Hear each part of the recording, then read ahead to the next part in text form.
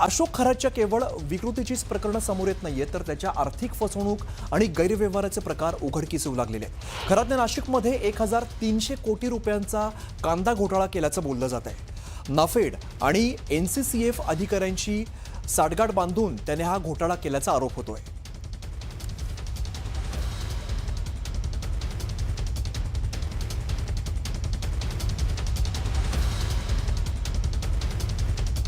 दरम्यान या खरातवरती नेमके कोणते कोणते आरोप केले जातात आपण बघूया. तर नाफेड कांदा घोटाळ्यामध्ये खरातचा सहभाग असल्याचा आरोप करण्यात आलेला आहे. नवे नवे आरोप, नवे नवे खुलासे रोज होत आहेत. तर श्री व्यंकटेश फार्मर प्रोड्युसर कंपनीमार्फत कांदा खरेदी विक्री व्यवहार तो करत होता. साधारण मार्च 2024 मध्ये संशयास्पदरित्या कंपनीला नाफेडची मान्यता देखील मिळालेली आहे. यामध्ये 250 पेक्षा अधिक खरं तर कंपन्या इच्छुक होत्या आणि असं असताना देखील खरातच्या कंपनीला प्राधान्य देण्यात आलेलं आहे. या व्यवहारामध्ये शेतकऱ्यांची आर्थिक फसवणूक करण्यात आली आहे. तसंच सातबारा उतार्यावरती कांदा पीक दाखवलंय, मात्र प्रत्यक्षामध्ये या ठिकाणी द्राक्षबाग आढळलेला आहे. नाफेड आणि NCCF या अधिकाऱ्यांची संगनमताचा संशय व्यक्त केला जातोय. दरम्यान यामध्ये 1200 ते 1300 कोटींच्या भ्रष्टाचाराचा अंदाज आहे. आता संबंधित अधिकाऱ्यांची बदली झालेली आहे आणि संपूर्ण प्रकरणाची SIT चौकशी करण्याची मागणी केली जाते. अशोक खरातच्या माध्यमातून 10-12 कंपन्या आहेत. त्यांनी शेतकऱ्यांच्या नावाने खरेदी न करताना फक्त 7-12 नावाने खरेदी केलेली. म्हणजे प्रत्यक्ष मी गोरख संत शेतकरी आहे, माझं नाव आहे, माझ्या नावावर शेती पण नाही, आपण गट नंबर म्हणतो, गट नंबर पण नाही, फक्त 7-12 ना म्हटलेलं आहे. गोरख संत आणि 7-12. आता 7-12 गोरख संत नावावर जमीनच नाही, मग 7-12 कसा काय आला? आम्हाला उडीचेच उत्तर दिले गेले आजपर्यंत, कारण सखोल कुठल्याही प्रकारची चौकशी नाही झाली.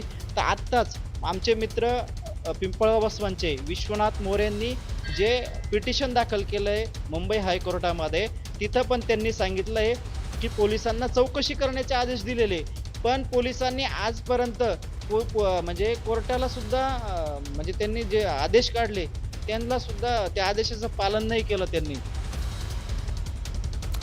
या अशोक खरातची तब्बल 130 बनावट बँक खाती असल्याची माहिती समोर आली आणि याच बनावट खात्यामधून खरात कोट्यवधींचा व्यवहार करत असल्याचं समोर आलंय.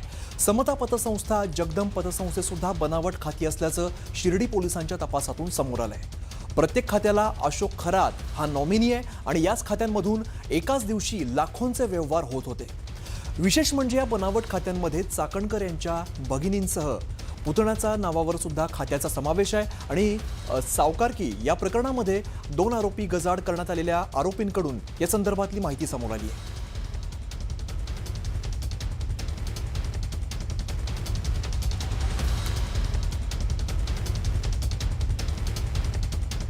तर लैंगिक शोषण, भोंदूगिरी, आर्थिक फसवणूक, करोडोंचे गैरव्यवहार असे एक ना अनेक खरातची काळी कृत्य समोर येत आहेत. पण आता खरातमुळे एका तरुणाने आत्महत्या केल्याचा धक्कादायक प्रकार उघडकीस आला.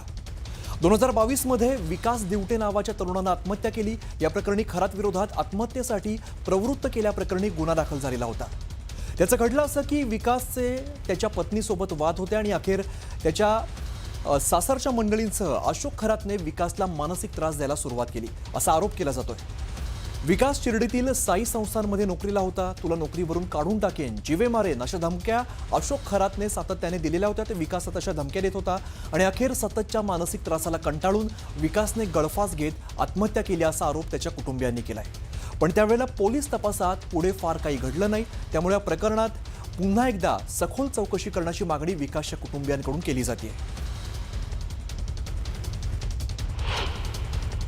4 पानाची पूर्ण त्याच्या पत्नीला लिहून ठेवलेली 4 पानाची चिठ्ठी आहे. त्याच्यानंतर त्याची वैयक्तिक त्याचीवाली काय कोणाकडून त्याला पैसे देणे होतं, हे सर्व त्यांनी नमूद करून मरण्यापूर्वी त्यांचे मोबाईल नंबर सगट एवढ्यांचे त्यांनी नावं घेतलेले, एवढ्यांना कंटाळून, यांच्या त्रासाला कंटाळून त्यांनी आत्महत्येचं पाऊल उचललं. त्या काळचे जे तपासी अधिकारी होते, पोलीस स्टेशनला जे नियुक्त अधिकारी होते, पदाधिकारी होते, हेच सांगू शकता का यांनी ह्या तपासात, ह्या केसमध्ये तपास का नाही केला बुवा. आता हे जर का लिहून ठेवलेलं असताना सुद्धा हे म्हणतात आम्हाला एव्हिडन्स मिळालेले नाही ह्या माणसाच्या विरोधात, तर मग एव्हिडन्स अजून कुठले पुरवायला लागतील का? वरतून साक्ष द्यायला खाली माणूस यायला पाहिजे.